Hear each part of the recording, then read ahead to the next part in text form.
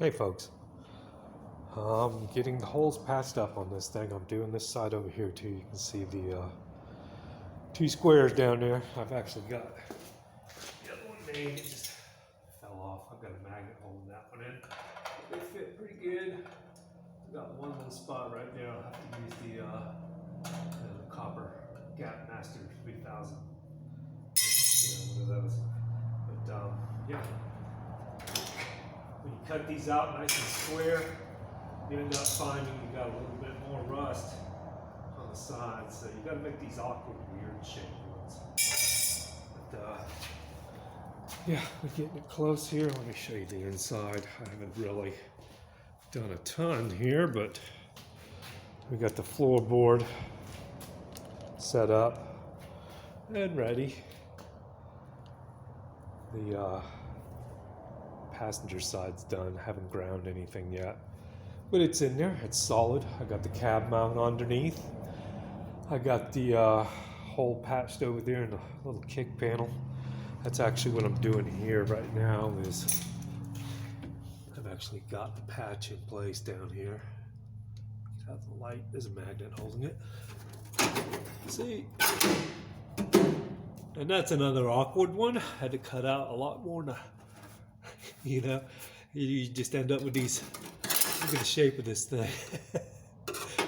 But you know, it's gonna work. And I'm gonna weld the floorboard in. I've got it fitting really nice, even though it's all these awkward shapes and things like that. Whenever I do these little patches like this, I cut out what's necessary. There's really no way to make a square patch or panel replacement piece. They have to be something like this. And I got my light here. My brother-in-law gave me a couple of these lights, and they've got the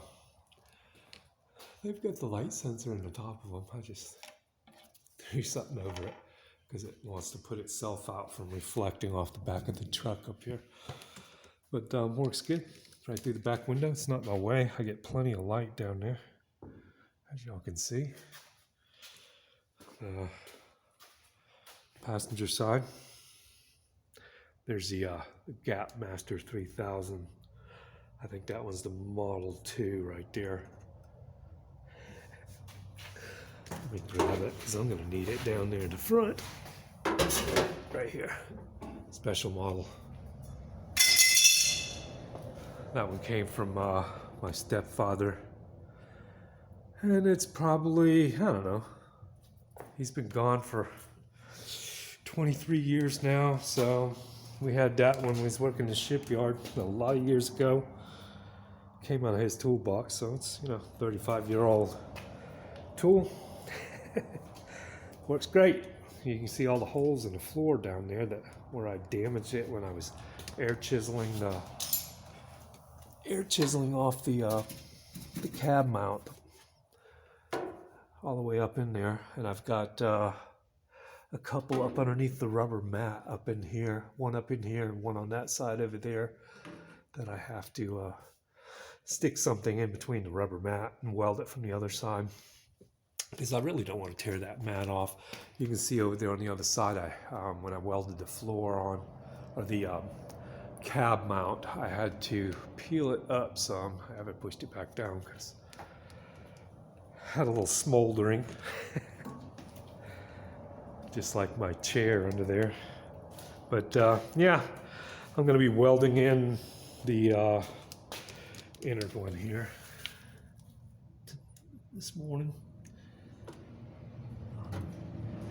And I want to do that one first because I can spray the back side of it with the rubber coat, and same thing under here. It just gives you more room to spray straight through this way into the rocker panel with rubber coat.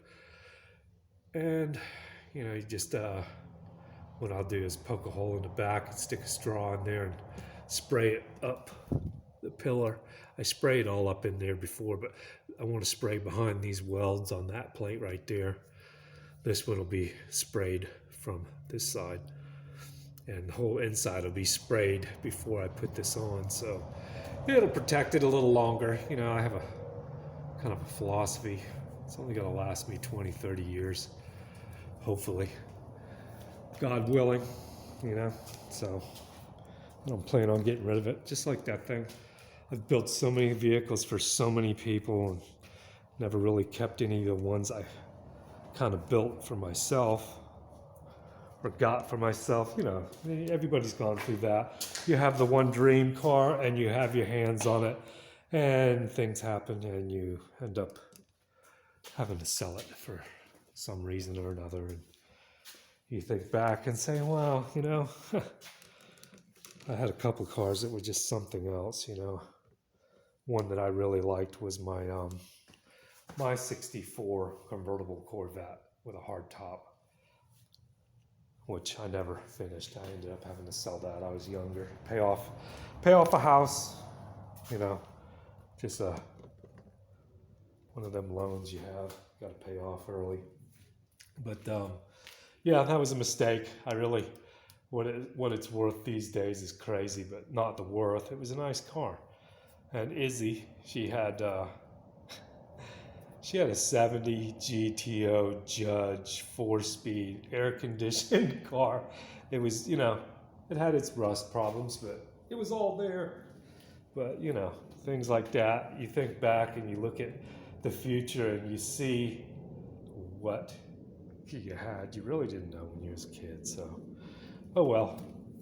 But that's kind of the thoughts I have nowadays. I just want something. If I'm building it for myself, I'm going to build it just the way I like it. I don't care what it looks like. I don't want no holes in the floor. All these little welds there can be covered up, you know? And I don't plan on getting rid of it, so there. All right, y'all. Let me get to work. I'm jabbering too much. All right. Y'all take care. Thanks for watching. Stay tuned. Humpty Dumpty's getting back together again.